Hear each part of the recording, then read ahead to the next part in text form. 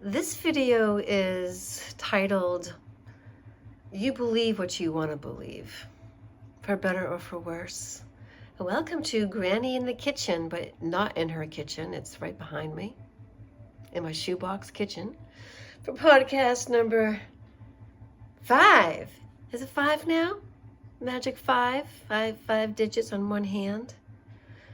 So, this is about projection. So we can project onto people, both good and bad, both attributes one would consider nice, such as generosity, kindness towards others, and then things that aren't so good, such as leading a person on just to receive their energy, like an energetic vampire that you are. Beware of the energetic vampire on online dating apps. And how do you find out what they are? I'll tell you how. By not taking anything too seriously. So use the online dating apps, and I'm using Bumble. Use it as a way of becoming amused by the dance that we're having here in life. Just because someone's married does not mean they're happily married. Some people are dying to get into one. Some people are dying to get out of one, literally.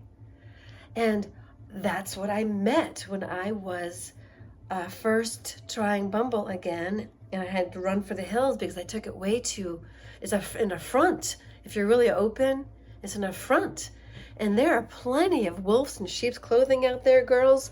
And I'm not talking about the good kind of wolf. No, I'm talking about the kind of wolf that is not an alpha, not like an alpha male, but they are not strong in their masculinity.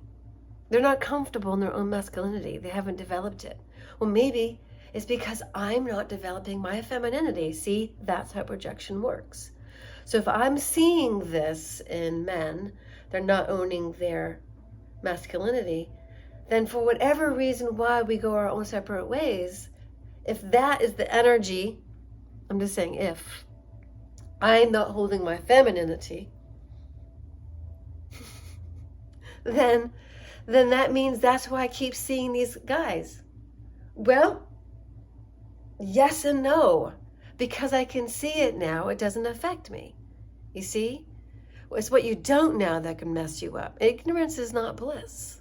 Ignorance is tragedy waiting to happen. So I wanted to sew up a story thread on the grieving widower, the Bumble. The first Bumble date in last of 2024. Because that's how new it is. That was my very first Bumble date. And let me tell you how we first met. It was my idea. So this is how you get to know a person, really.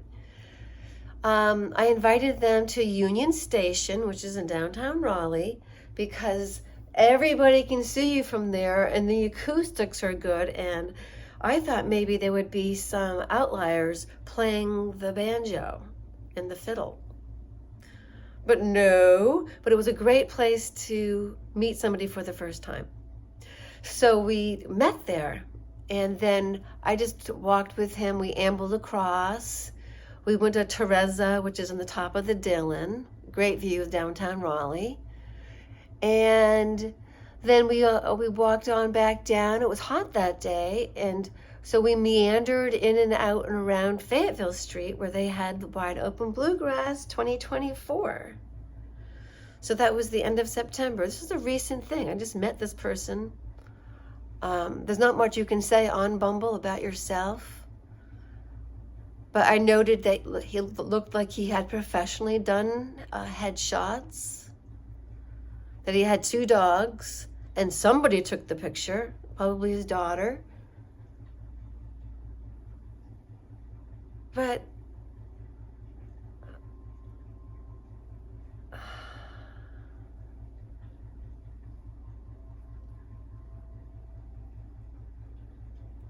He had a very serious air about him.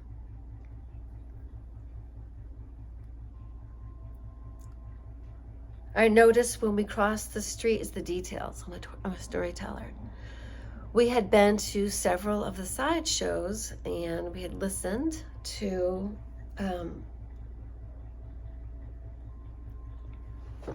music and all.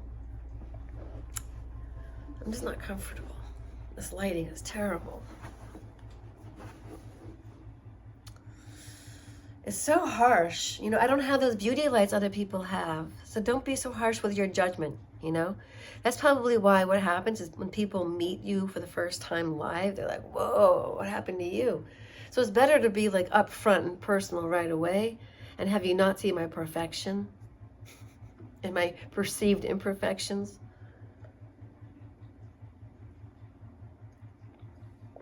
By yourself or me, but yeah, I wanted to like this guy because it would have made it easy for me. I wouldn't have to have kept going on Bumble. I would have gotten lucky. But then I realized I didn't want to be with him. The grieving widower wearing grief around himself like a cloak. Almost as if he's been through something you haven't. So you'll never understand what he's been through. And I couldn't help but take the information I knew from him and dig deeper. And she and I had a lot of similarities. Only I'm American. And when I first met him, we went to Biramanda. And I said, when we were pouring Perrier, I said, let me be mother. And he looked at me funny. And I said that because I told him, well, when I lived in Winchester, when I was with my children's father, we were married. And he worked for IBM. We were in Winchester. And I would take my kids to this market area. Winchester's known as a market town. So in the morning, we would take the double-decker. We would pick it up just outside of Winchester, closer to Hursley, and we would take that double-decker down to the leisure center, where I would check my children into the creche as I went to the leisure center to pump iron and work my cardio. Here I am, a young mother, 2 kids, under 30 years old, 2 little babies. I think was in my fresh 30s. And those were our happy years. If my children's father had stayed that happy with me, that nice to me, that kind to me, because he just started becoming very angry and embittered. And I go, he said, I wish I could stay home all day and do nothing like you. Well, you don't have the biology for it, number one. And doing nothing is the last thing I do with 2 children under the age of, at that time, he said that, 3, 4, I don't know what it was. He just said, I'm the workhorse. He always complained and I get to stay home and do nothing. So I'm a mother. And I was told this by my husband. He was never happy. With me, with life, with anything. But could a woman live with that and stay alive? No, it'd kill her.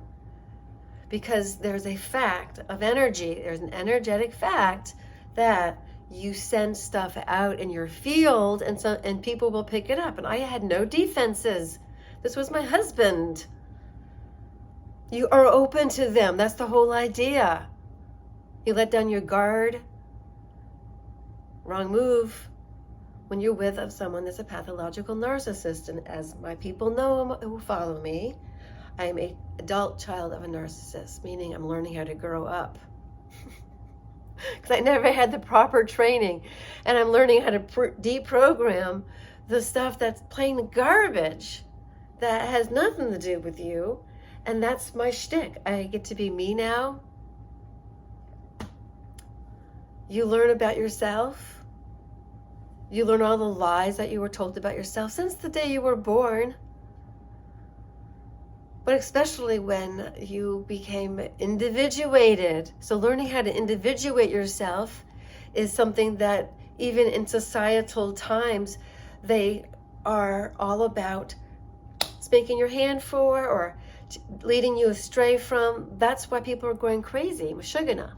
I'm not a doctor. This is not a medical advice. I'm not a shrink. It's my opinion as a human, watching other humans going, woo, woo, woo, that they're not right in the head for a lot of different reasons. And probably number one of them is they don't know who their authentic selves are. So I'm going to be my authentic self on this Bumble app. And when I met this person, there was uptightness. I saw cruelty in his face. I could sense an untold story about his wife's death in November of 2021. And it's coming up, and I don't want to be around a grieving man, because it's going to be the entire month. If I know men who love or who have feelings of guilt, they especially grieve, and they give themselves the entire month to do it. So when we were getting to know each other, everything was fine. He was attracted to me, but I just needed him to, let's talk about the elephant in the room. He refused. It's all right. Grieve your entire month of November. But you're playing hard to get. I'm looking at you twice and I'm going, what did I see in the first place? Thank you for playing hard to get. You have a lot that you could deal with here that you're not dealing with. And dude, you shouldn't be down here dating women without a warning sign that says, I'm still in love with a dead woman. He needs that t-shirt. He needs to put that in his profile. I'm out here flirting around to gather juice and energy. Plus I'm bored and have 2 dogs. My daughter just got married, and all I do is want to spend time with her, not with a new person that I might find exciting for 2 weekends in a row. It's like, I'm not taking that personal. But I take this personal, but not personal. I take it personal for all those women that are going to be duped by this, which is the vulnerable narcissist.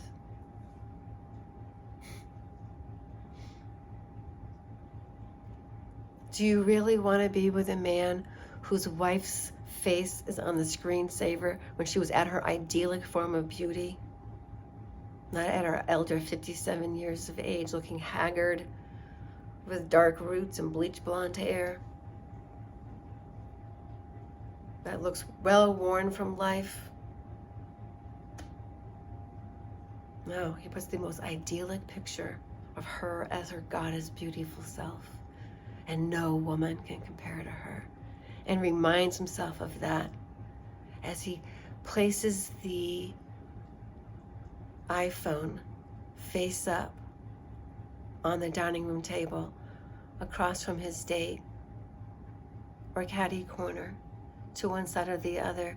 On the opposite is the phone, and every time he receives a notification, her face appears. I'm a writer. These are great details. It's like screenplay.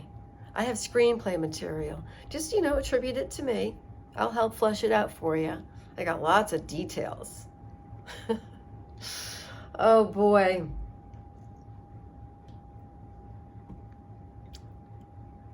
So I'm going to make Bumble amusing and not to hurt people's feelings. I would love to find a man who I'm compatible with and be able to tell him, hey, I have a vibe here. I'm just going to be honest with you. Or do I play coy? What's your preference? Do you want authenticity? Or do I play some sort of game? Do I play into your game of what you want? I'm just looking for a guy to be a playmate with. Play with me, but don't make me always play your games. That new guy I met, the oyster guy, I met him at the 42nd Street Oyster Bar, par chance. I went there for some oysters and a glass of Sauvignon Blanc. And that's exactly what I had, with some Perrier bubbly. And what should I see but two men approach and sit down, and they're going to have some oysters. And they said, "Excuse us, ma'am, we are going to eat like wolves." Now, that's the kind of wolf I would like to hang out with. I thought to myself, not those wolves in sheep's clothing on Bumble. So I enjoyed myself. I bantered with these guys, and the guy asked me for my number, so I gave it to him. Then we went cavorting down Glenwood South, and I had to go home because it was past 11, and I had an 11 a.m. appointment that I had to attend to. And so after drinking water, after the oysters and the Sauvignon Blanc, and that was a Friday night, the magic Friday night, I think that was October 11th, I just danced down to my car where I had it parked, my trusty steed, and I galloped off into the night, meaning I took off in my car with, I don't know how many horsepower it is nowadays, but that's how they measure things, like 20 mule team borax, which you use for your laundry, and there's uses for it for cleaning and stuff. We'll talk about the secret of that 20 mule team. But I took off into the night, and I got home, and then we are at where we're at. I reeled back the pace of his off to the races, and I'm in my mind, he's already in friend zone. I've already seen the red flag waving, and I am not trying to put this guy through loops. I'm putting a person at my arm's length, because when I need a break, I need a break. If you're too much for me, I'm not getting carried away in your whirlwind of life. Thank you very much. I've been single for 3 years. I was in a roller coaster and not so fun house for 10. And that was with the worst narcissistic partner. I went out of the frying pan, into the fire, into hell, and then I had to keep walking, versus where I am today.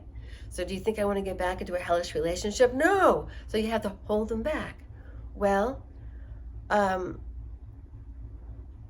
the grieving widower, he actually was breadcrumbing me. And girls, that's a term in which they start off interested in you, but give you less and less sentences as you pour out more of your heart. Because, oh, you were so close, you had such a great conversation, you listened to him, he listened to you, you found out more about him.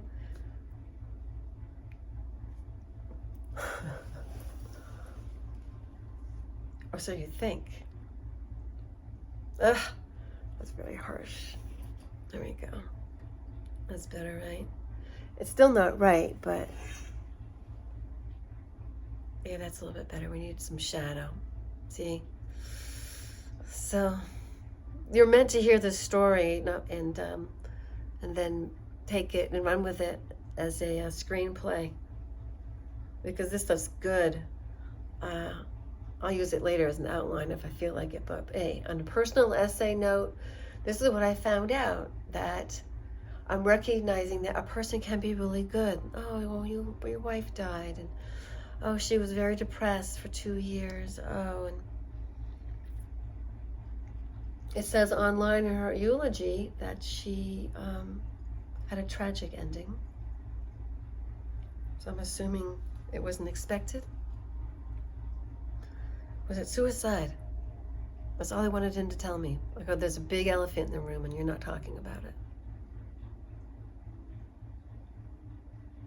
So there was a lot going on. Did I really have to push it? Yes.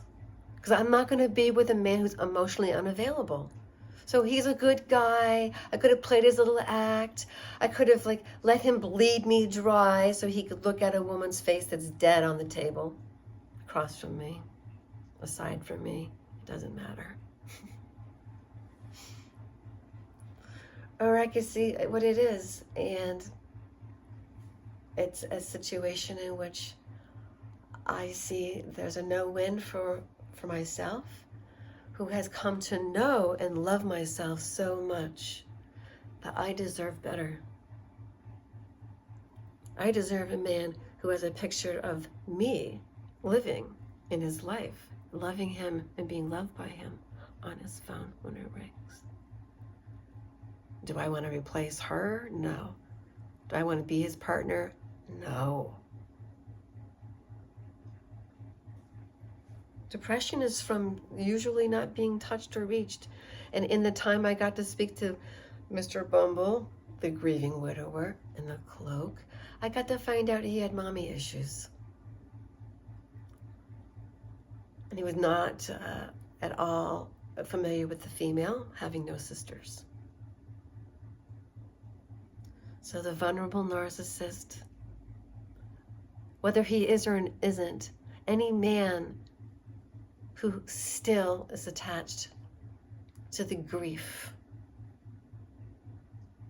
He's married to a dead woman. He's not available. And he's especially not available to a woman who's grieving an empty casket. I'll link that story below.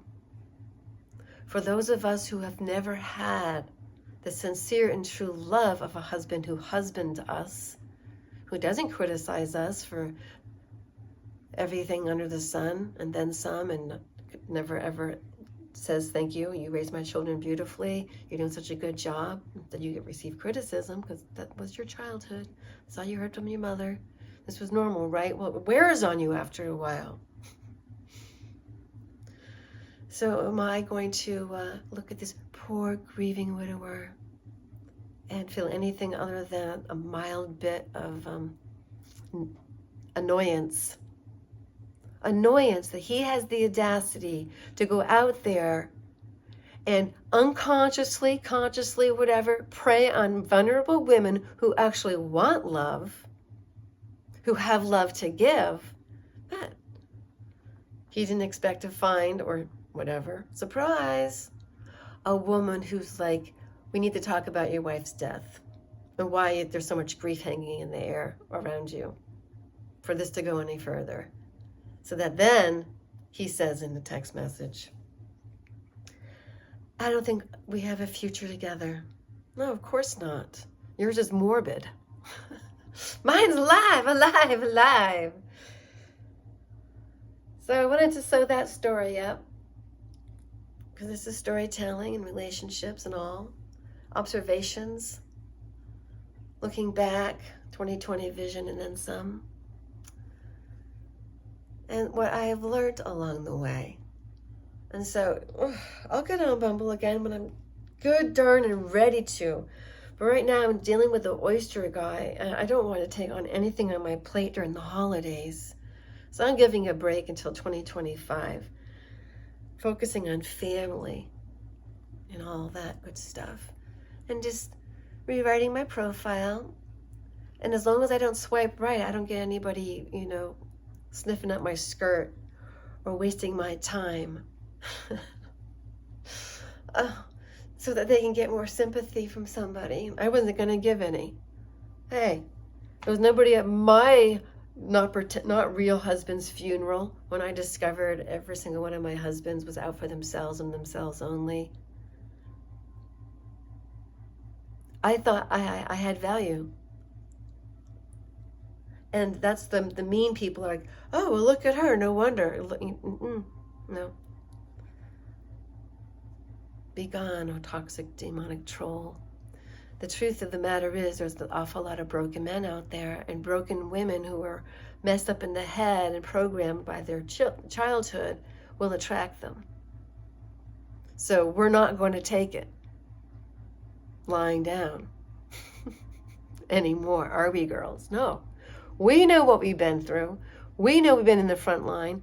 And then we come back and we want to be able to rest on our laurels, meaning recover from the turmoil. And then you have people telling you something must be wrong with you.